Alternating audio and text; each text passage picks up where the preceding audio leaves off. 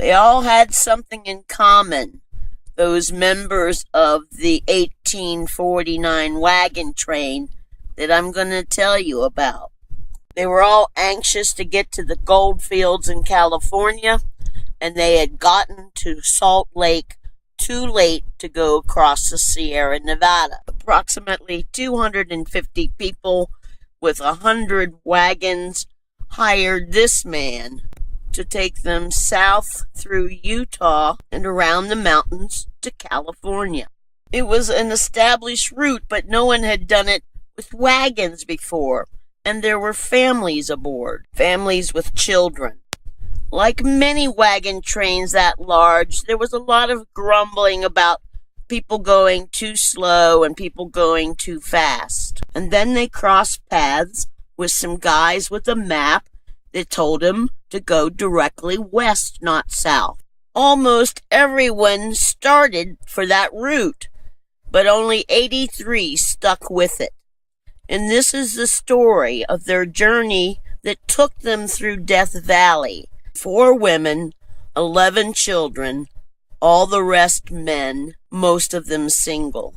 And if it weren't for this man, most of the families would have died. Well, I found a map, and we're going to try to follow the trail across the desert floor.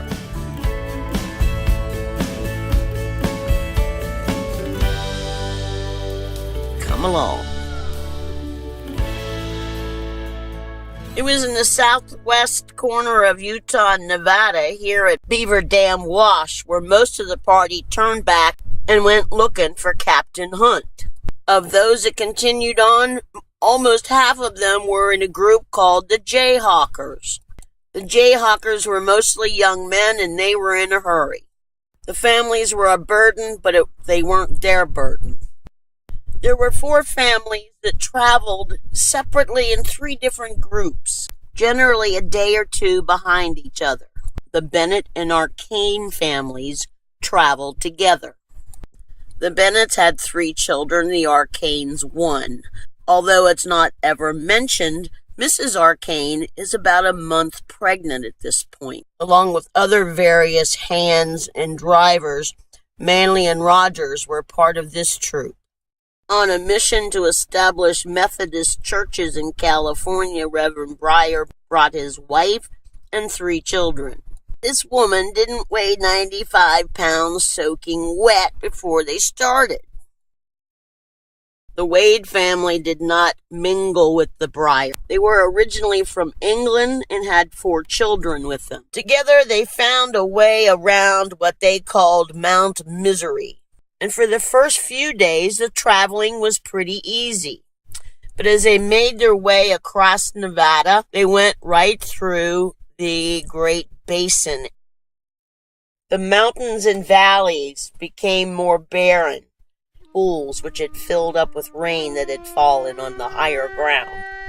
Not a drop of rain had fallen on us since we started on this cutoff. The elevated parts of the country seemed to be isolated buttes with no running streams between them, but instead dried lakes with a smooth clay bed, very light in color and so hard that the track of an ox could not be seen on its glittering surface. At a distance, these clay beds looked like water shining in the sun, and were generally about 3 times as far as anyone could judge.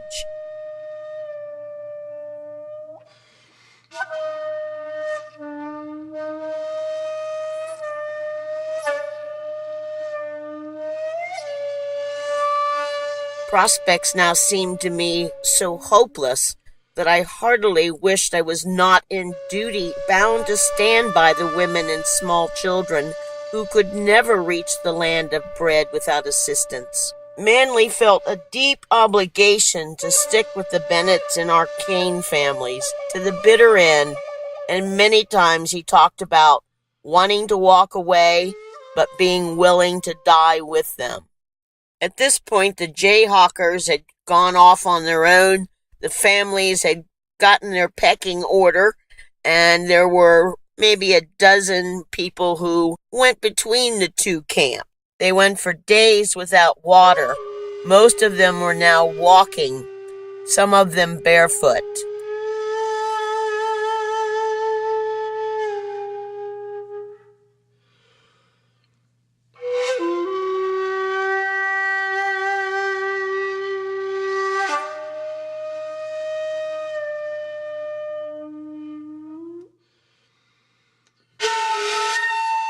The children were crying for water, but there was not a drop to give them.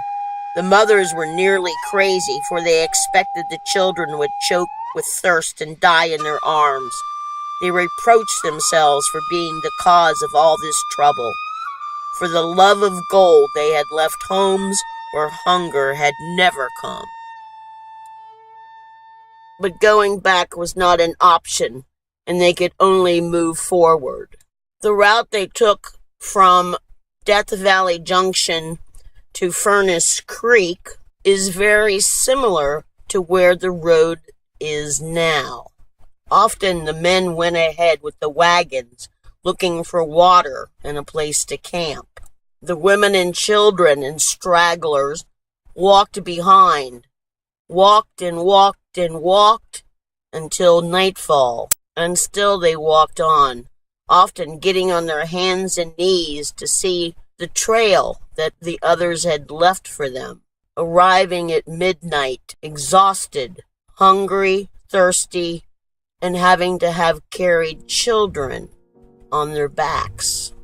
This was an established winter campsite for the Shoshone Indians, who always ran away when they spotted the white men in the valley. The Jayhawkers had been there and left.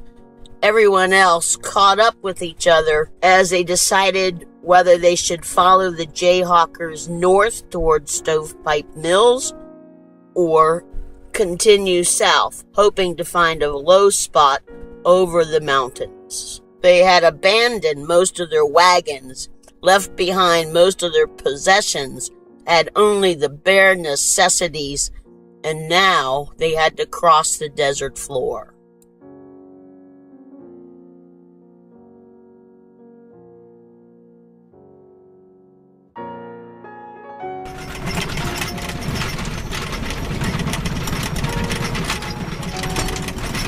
This is a pretty washboard road,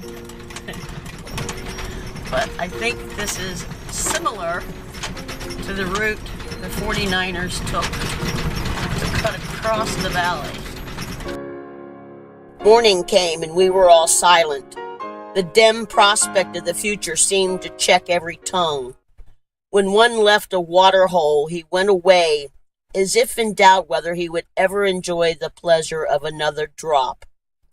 Every camp was sad beyond description, and no one can guide the pen to make it tell the tale as it seemed to us. Barefoot, or with moccasins made from the oxes they had killed to survive to this point, they waded through briny water across the playa of Desert Valley, poking a stick in front of them to make sure they didn't fall or sink into soft sandy areas.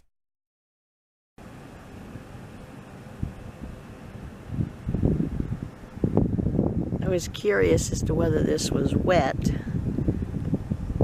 Somebody did donuts here. It looks like ice, doesn't it? It's spongy. It's not hard like those things over there.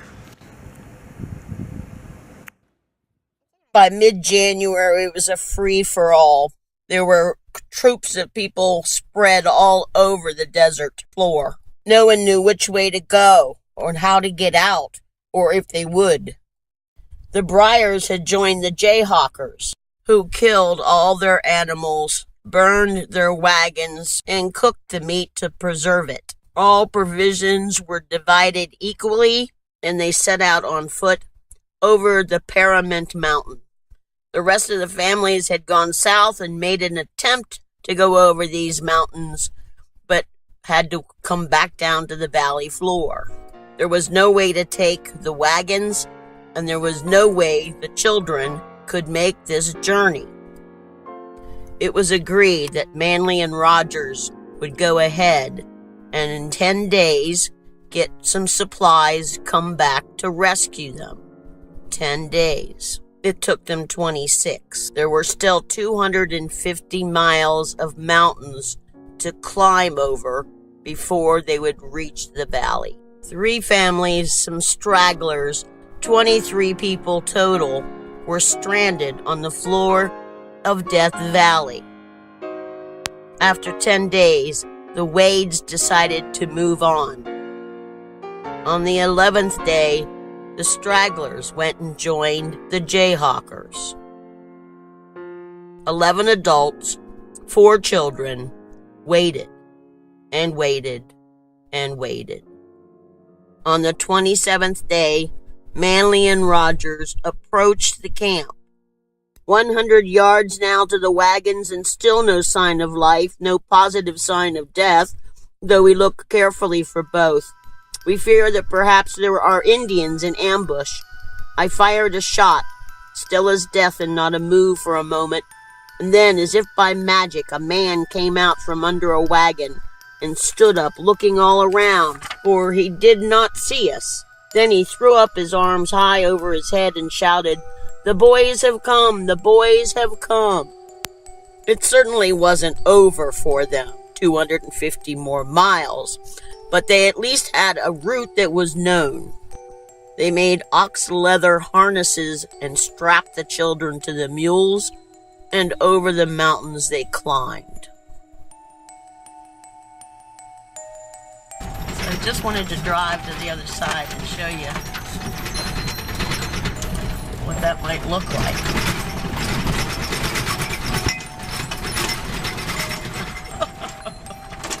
I'm afraid to turn around and see what might be behind me.